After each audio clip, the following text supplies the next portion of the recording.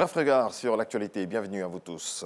Pour contribuer à l'insertion professionnelle des jeunes, 53 milliards de francs CFA seront investis dans les 2 prochaines années en Côte d'Ivoire. C'est ce qu'il faut retenir de la mission pour le financement des projets jeunes, mission conduite en France par le ministre Mamadou Touré. Walter Amadou Ouattara. Travailler à la réduction du taux de chômage chez les jeunes Ivoiriens, c'est l'un des défis du gouvernement de Côte d'Ivoire. Les initiatives en ce sens sont légion. C'est le cas ici avec Mamadou Touré. Le ministre de la Promotion de la Jeunesse, de l'Insertion professionnelle et du Service civique est en France dans le cadre d'une mission pour le financement des projets jeunes. Mamadou Touré a eu une séance de travail avec Christian Yoka, directeur Afrique de l'Agence française de développement, ainsi que les équipes de projet.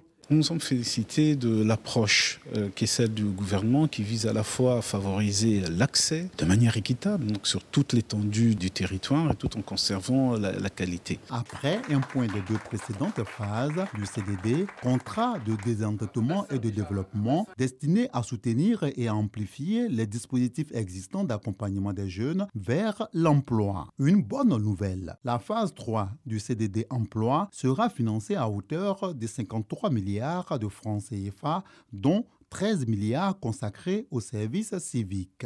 Au nom du gouvernement ivoirien, réitérer nos remerciements à la France à travers l'Agence française de développement pour cet instrument important qu'est le CDD, qui a permis, en tout cas pour le secteur dont j'ai la charge, de donner des perspectives réelles à des milliers de jeunes Ivoiriens.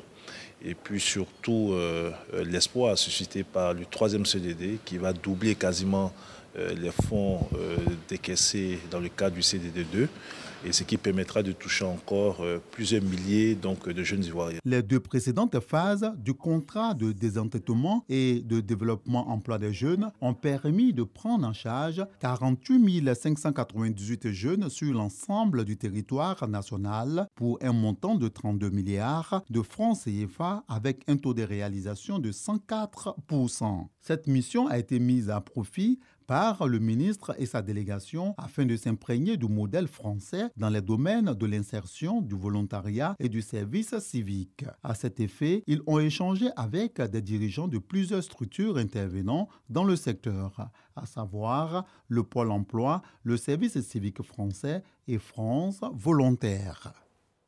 Dans le reste de l'actualité, les rumeurs, voilà, la rumeur s'est révélée vraie. Le Qatar a annoncé ce dimanche avoir choisi le géant des hydrocarbures Total Energy comme premier partenaire pour l'expansion du North Field, le plus grand projet de production de gaz naturel liquéfié au monde.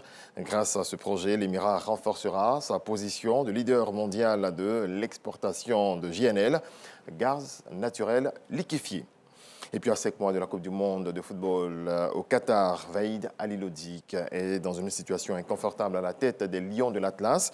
Le sélectionneur est la cible des critiques, les supporters le sifflent, plusieurs joueurs sont en conflit avec lui et les rumeurs d'un départ prochain persistent alors que le Maroc vient d'entamer les éliminatoires de la CAN 2023 et va défier le Libéria ce lundi 13 juin.